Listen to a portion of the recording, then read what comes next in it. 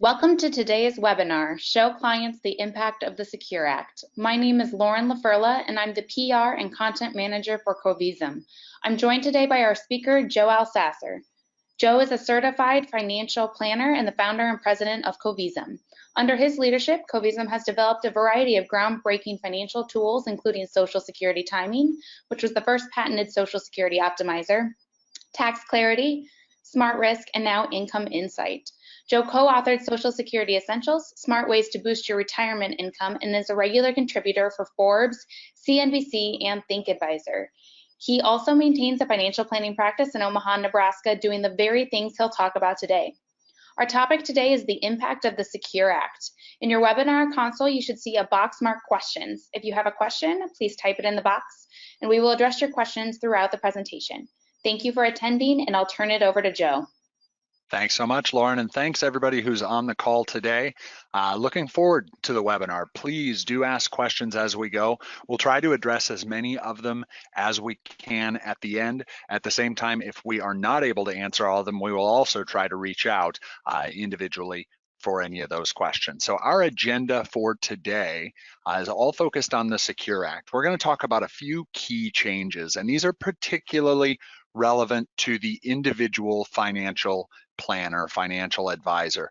There were quite a few plan related changes. We're not going to dig so much into those. You know, for me, one of the more interesting and exciting ones is definitely the annuities in plan. I think that's going to open up a world of difference in our retirement income structure, but I don't think we're going to see the effects for a few years. So we're not going to focus there. We're going to focus on the things that we're going to see right away, the things that our clients want to hear about right now. We'll talk about just a couple of the software changes that have happened on our side. I'm sure that many of you that are on the call today are current subscribers and just wondering, okay, how do I communicate to my clients what has changed and how do I use the software to demonstrate some of that?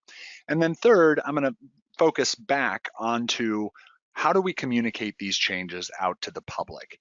Because I think that's so critical. Whenever there is time of change, whenever there's a time of change, it represents an opportunity.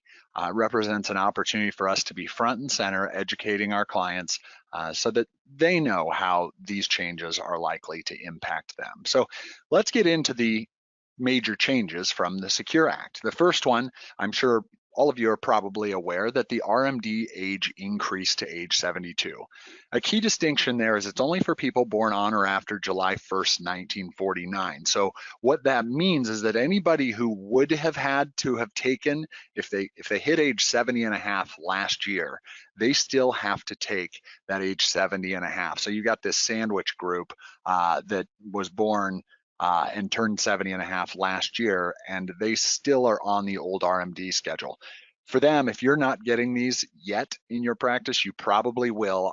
I think we've already had 5 or 6 people bring in letters from their bank saying they needed to take an RMD. And it's erroneous. It's just that the letter was generated before the rule change was final. So if you haven't seen that yet, it's highly likely you're going to be seeing it.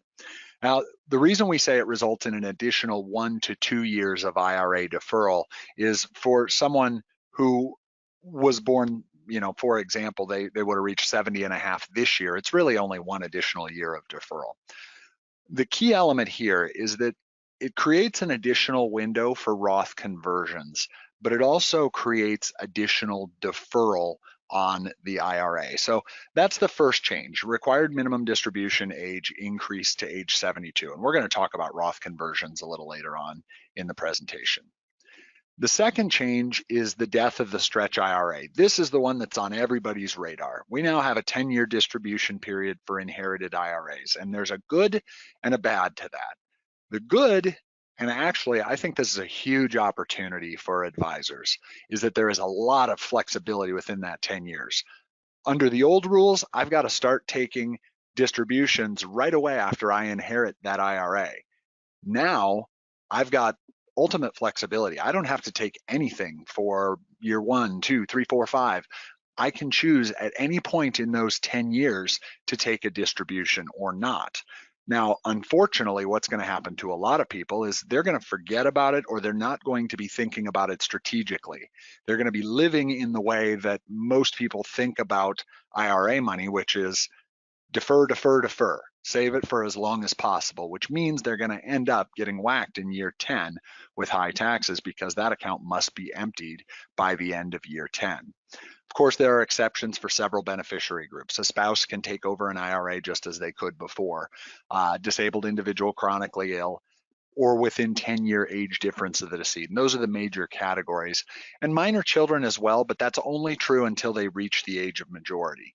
And so there's going to be a lot of planning opportunities around this 10-year distribution period. Here's what I think is most important, and I haven't seen an awful lot of analysis about changes 1 and 2 together. When we think about those changes together, what has effectively happened is we have a shorter distribution period. So let's just think about a client that we're planning for a life expectancy of 90, right? We would have had a distribution period before of 30 years. 20 years, where we have to take IRA distribution. Now that's cut down by 2 years. What does it basically mean? It means that we've got less time during the client's lifetime that we're going to be pulling money out of the IRA for overfunded clients in particular. So what could that mean? Well, it means we've got 2 additional years of deferral, which means that we've got a higher, hopefully, balance, assuming we don't get a market downturn in those 2 years, which also means that our required minimum distribution at age 72 is higher than it would have been had we not had that additional 2 years of deferral. And of course, for an overfunded client, and by overfunded client, I mean someone whose RMD plus their other guaranteed income sources is already more than they actually need for their lifestyle. The extra money that is dispersed is, of course, taxed at their highest marginal rate. What this might end up meaning is that if they have well-off children, we're going to result in a higher overall eventual tax on distributions. And who is this going to apply to? Frankly, since the default, since most people in the absence of advice will do what we've been trained all our lives to do, and that's save that 401k, save that 401k, save that 401k, don't touch it till later. That's what most people do in the absence of advice. The default is to use non-qualified money first. And so wealthier clients are more likely to continue building up this tax time bomb in their IRAs. That's the impact of changes 1 and 2 together. Now, there is one other thing that's lurking out there. We're going to see new required minimum distribution tables.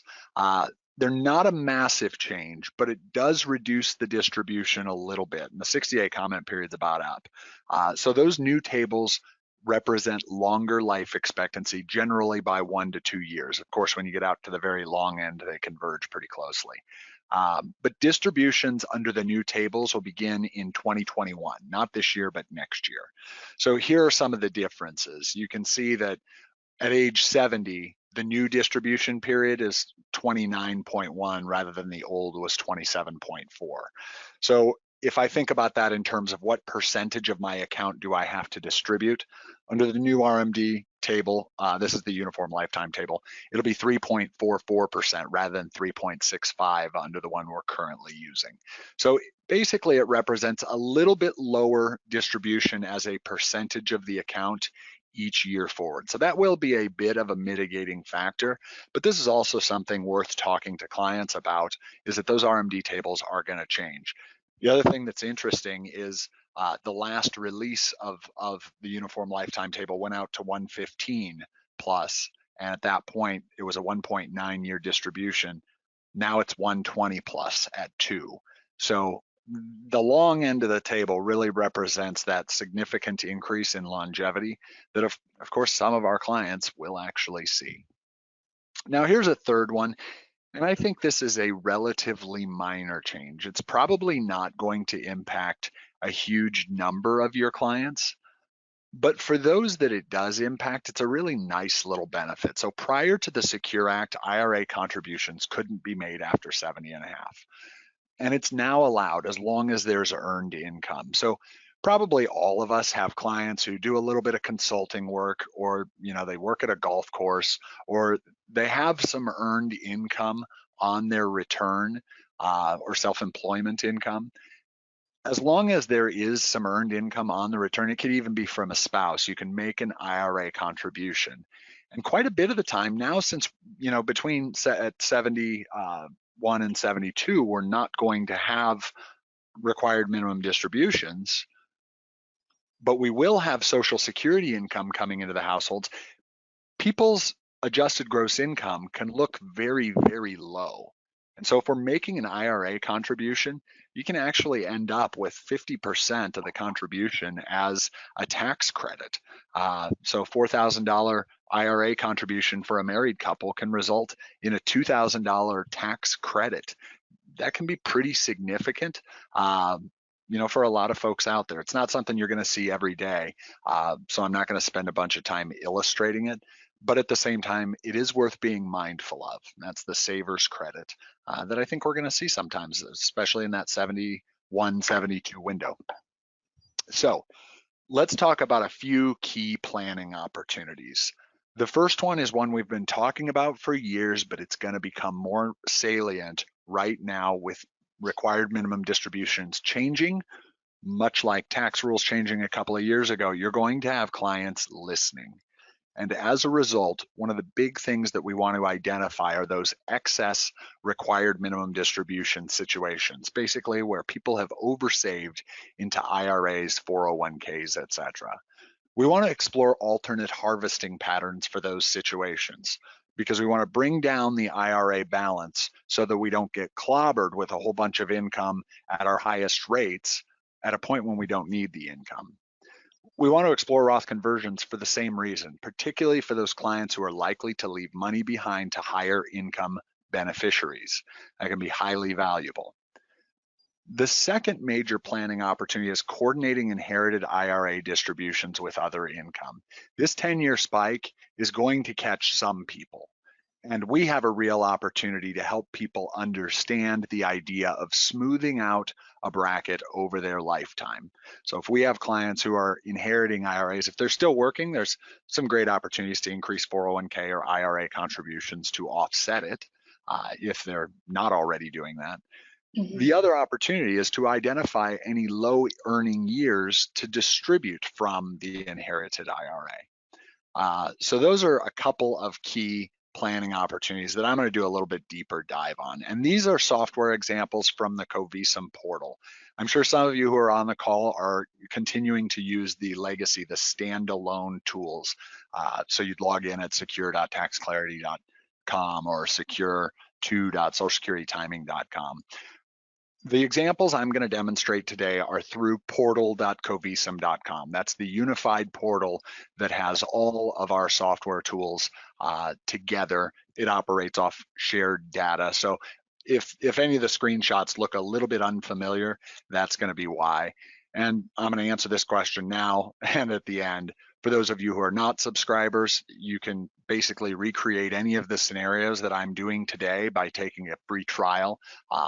It's 10 days for any of the tools, and just go to covisum.com to do that. So let's talk about change number one. This is that excess RMD situation.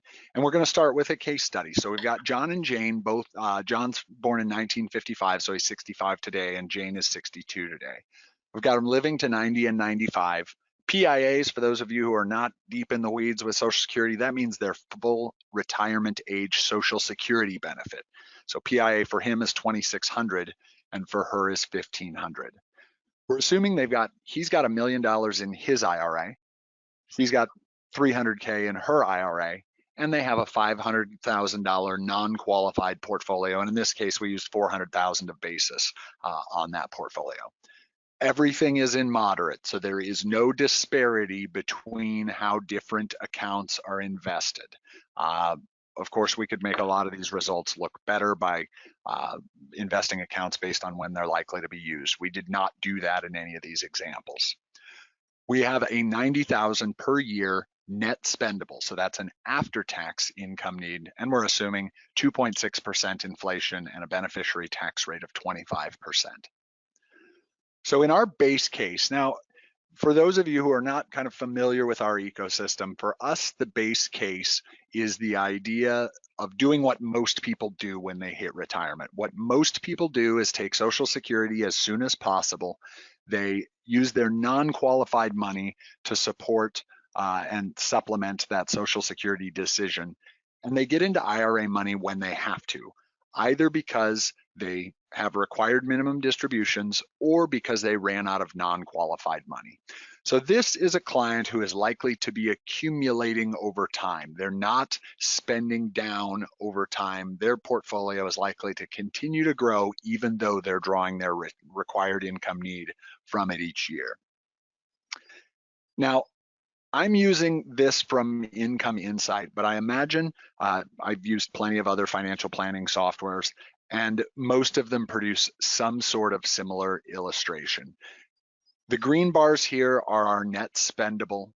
The red bars are our federal income tax, and the blue line is what do we need net of taxes to support the client's lifestyle. So we started out at $90,000, and that's increasing each year by our 2.6% inflation. Those are the assumptions that underlie this chart. Now, what jumps out at me right away is that for these particular clients, the first 7 years of their retirement, they are probably bragging to their friends. They're not paying a dime in federal income tax. They're definitely excited about that. But what happens when they reach 72? This is when she reaches 72. When he reaches 72, he's got to start withdrawing from IRAs. So they start paying some federal income tax, but it's not so much withdrawals, not so much RMD that it forces them over what they need to spend anyway.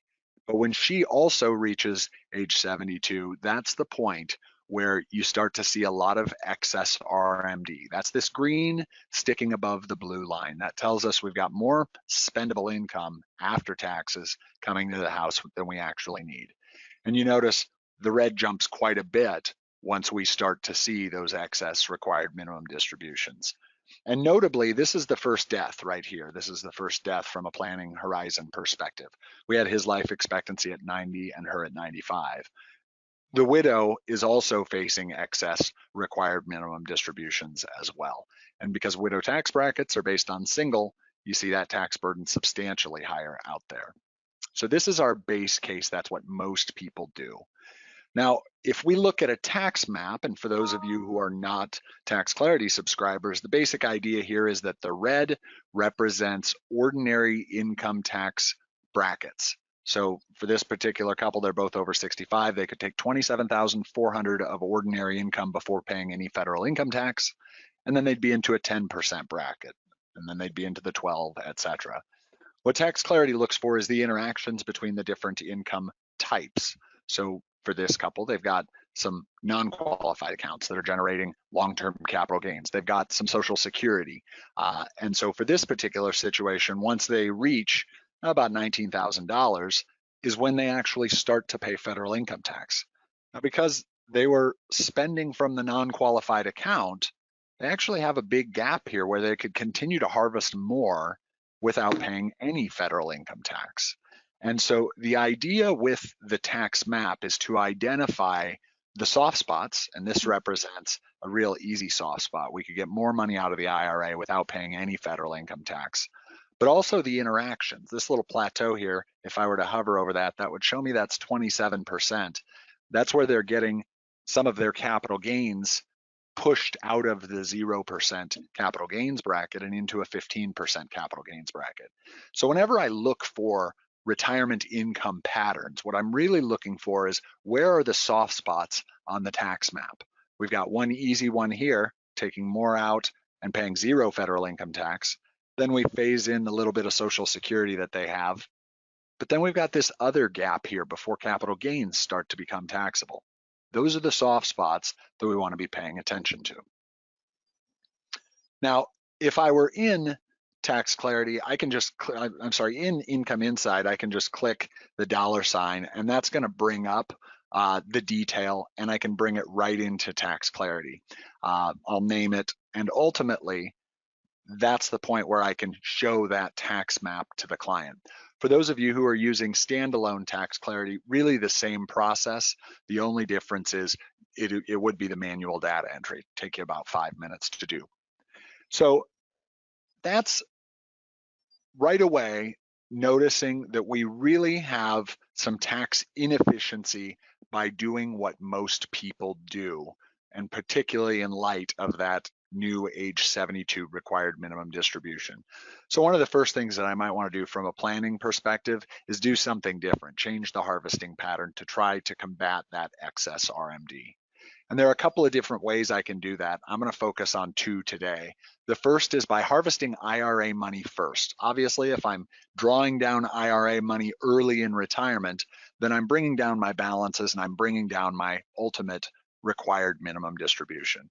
So I'll do that one first. Now, doing the IRA first creates a better result. So there are three core metrics that we look at for retirement income. The first is how long does the money last? And in both cases, we talked about this being an overfunded client. They've got plenty of money. We need the portfolio to last 33 years. In both cases, it does. Base case, they're fine. They're not running out of money. What percentage of their income need is met? 100%. And they're leaving $1 million. And that's a present value $1 million behind, even after supporting their lifetime spending.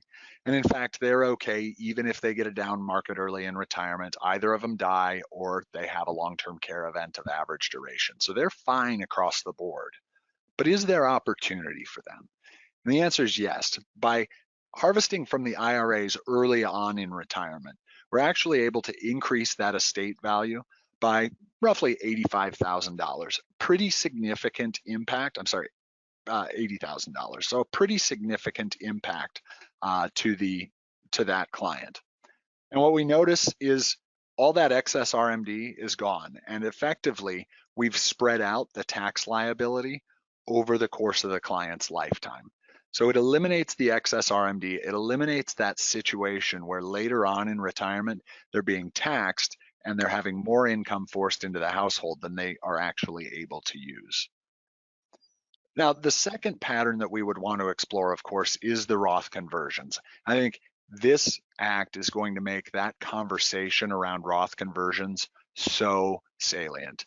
It's going to be a huge conversation in the next couple of years, particularly as there's more and more debate about whether or not the Tax Cut and Jobs Act sunsets. So in this particular case, Roth conversions actually end up providing an even better result than harvesting IRAs first. That's a couple $100,000 present value difference, really a significant difference. And you might ask, what kind of Roth conversions are we talking about? So these are the Roth conversions that were generated out of the software. Year 2020, about 88 grand, and it goes up each year. And why does it go up each year? It's a combination of two reasons. The first reason is because there's bracket inflation. So each year the tax brackets go up. But the second reason is that we're spending from non-qualified money to support the lifestyle needs in the meantime, which means that the bond portion of the investment allocation inside those accounts is throwing off less interest. Because that's throwing off less interest, we have more room for Roth conversion dollars because they also get taxed at ordinary income rates. Hopefully that makes sense, but those are the Roth conversion amounts that we're targeting here in this particular case. Now it does reduce the excess RMDs. They're still there, but there's a few things I want to point out here. So after we've done the first 5 years of Roth conversions, here's what we notice. We notice that there's really no tax until now we've got his required minimum distributions kicking in. And now we've got a situation where where her required minimum distributions kick in. And that's where we still see the excess. Not nearly as substantial as before though. But here's what we really notice. Roth IRAs don't have required minimum distributions. So when we do that Roth conversion, that money is allowed to compound over the rest of the client's lifetime, and the majority of the assets that are left behind to the children are Roth IRA assets. Now, in this particular case, with a beneficiary tax rate where it is, leaving behind Roth assets can be really a phenomenal thing to do. It also eliminates a lot of those planning headaches. I suppose nobody's going to have a real headache if a couple $1 million lands in their lap, but if they had a choice as to whether it would be tax-free Roth or taxable traditional IRA, they're always going to choose the Roth. So that's the first planning opportunity. You notice that's a $200,000 difference by virtue of exploring the Roth conversions, by virtue of leaving behind the Roth assets to the beneficiary. The second major planning opportunity I wanted to touch on now is coordinating the inherited IRA distributions with other income. We want to identify low earning years to distribute in order to spread the impact and not jump somebody right up into the highest bracket. The other possibility is for those clients who are still working and maybe they're not already maxing out their 401k or IRA, increasing those contributions to offset as much as we can. That's going to be a pretty common technique. So if we do the case study, we just extend our prior case study. And our case study, we assume that there's a $500,000 inherited IRA. Mom dies this year. They inherit an IRA. They are doing what most people would do in the absence of advice. They're deferring for as long as possible in order to get as much growth as possible and in order to save as much tax as possible in the near term. So if they do that, they'll defer for 10 years and then they'll take a lump sum. So in 2030, they'll take a lump sum, and the projected tax bill in 2030 is $270,000 on that $500,000 inheritance, which will have grown. Their lifetime tax bill over the rest of their retirement is $816,000, and that includes the beneficiary, the ultimate beneficiary tax on the IRA. Here's what their income by result chart looks like. So you notice 10 years out, there's this big spike where they're forced to liquidate the entire IRA. And you notice how outsized that red is in that particular year because so much of it is being taxed at higher rates. Now down in the bottom right, for those of you who use Income Insider, if you use Tax Clarity by itself, you could mimic this chart. You'd see they'd have $899,000 of income that they just couldn't avoid that year. And that ends up putting them in a 37% bracket. And there's a lot of gray along the way. They're getting the highest Medicare premiums. They're getting hurt pretty heavily. Yes, they got an additional 10 years of deferral. Yes, that compounded on itself. But is it a better result than an alternative method for distribution? And the answer is no. So we did a really simple case for this one because the client's 65. And at 65, he's going to have his Social Security kicking in at 70. That's part of the plan for them. And so he has this 5-year window where he has ultimate flexibility. He gets to choose exactly what he does. He can either draw down his IRA, he can draw down the inherited IRA, he can live off the non-qualified money. Any of those is an option. So what we did here was said, what if we just do a 5-year SPIA? And we used current SPIA rates, just quoted from Schwab's annuity SPIA tool. And so when we do that and we plug that in, here's what we find. We find that the estate value is significantly higher. It's $120,000 in present value, even though we took the terrible internal rate of return of that 5-year SPIA. We reduced the lifetime tax bill. Part of that is taxes and part of it's better performance, of $816,000 to $777,000. So not a huge tax savings in present value, but it is significant nonetheless. And here's what it looks like. You notice over the first 5 years of distribution using that annuity, there is tax associated with it. Then we get into these 2 years. During those 2 years, we can actually do some Roth conversions because Social Security doesn't kick in for this client until the next year. And that's when we start seeing required minimum distributions as well.